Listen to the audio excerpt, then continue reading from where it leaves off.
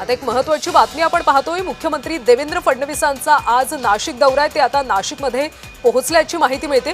ओझर विमानतळाच्या विस्तारित टर्मिनलच्या कामाचं मुख्यमंत्री फडणवीस भूमिपूजन करणार। कुंभमेळ्याच्या पार्श्वभूमीवर विमानतळाच्या विस्तारीकरणाचा घाट घालण्यात आला। आता मुख्यमंत्री देवेंद्र फडणवीस हे नाशिकमध्ये दाखल झाले। पुढच्या वर्षी सिंहस्थ कुंभमेळा आहे आणि या कुंभमेळ्याच्या पार्श्वभूमीवर नाशिकमध्ये सध्या अनेक बदल केले जातात। आता ओझर विमानतळाच्या विस्तारित टर्मिनल केलं जाणार आणि त्याच्याच भूमिपूजनासाठी मुख्यमंत्री फडणवीस नाशिकमध्ये दाखल झाले।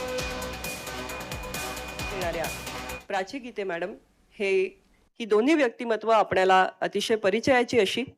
स्वतः प्राची गीते सुद्धा सॉफ्टवेअर इंजिनियर आहेत आणि आज टॉरल इंडियाची जी सगळी HR ची बाजू आहे, IT ची बाजू आहे, ही पूर्णपणे प्राची गीते मॅडम सांभाळत असतात।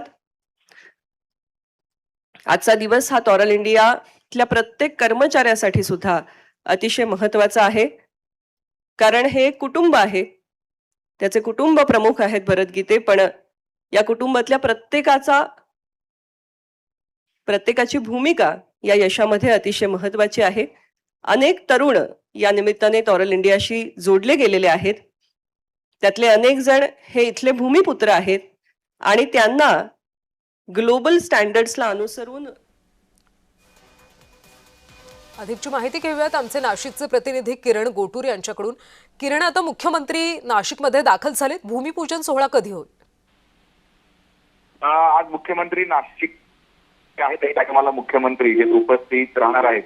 सर्वात महत्त्वाचं म्हणजे नाशिकचा जो विमानतळ आहे, या विमानतळाच्या विस्तारीकरणाचा जो कार्यक्रम आहे तो मुख्यमंत्र्यांच्या उपस्थितीमध्ये पार पडणार आहे, अशा पद्धतीचं माहिती मिळते। कारण आगामी कुंभमेळा आहे, कुंभमेळ्याच्या अनुषंगाने जो आता जे आहे विमानतळ आहे याचं विस्तारीकरणाचं प्रकल्पाला मंजुरी मिळाली होती आणि त्याची भूमिपूजन आज मुख्यमंत्र्यांच्या उपस्थितीत होत आहे आणि उपमुख्यमंत्री एकनाथ शिंदे सुद्धा या कार्यक्रमाला उपस्थित राहतील, अशा पद्धतीचं माहिती मिळते। पण त्याआधी चांदवड येथील एका धार्मिक कार्यक्रमाला मुख्यमंत्री जे उपस्थित राहणार आहेत, कारण जैन धर्मियांचा एक मोठा कार्यक्रम चांदवडमध्ये आज आहे। त्या येवल्याला कार्यक्रम आहे आणि त्यानंतर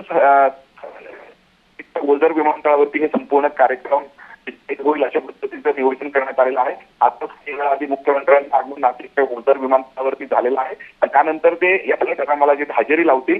आजच्या कार्यक्रमात आगामी कुंभमेळ्याच्या अनुषंगाने अजून काही नवीन घोषणा करतात का किंवा काही नवीन प्रकल्पाची घोषणा आज नाशिकमध्ये करतात का, हे बघणं महत्त्वाचं असणार आहे। नक्कीच किरण, धन्यवाद या माहितीसाठी। तर मुख्यमंत्री देवेंद्र फडणवीस नाशिकमध्ये दाखल झालेत। ओझर विमानतळाच्या विस्तारीकरणाचं टर्मिनलचं ते उद्घाटन करणार आहेत।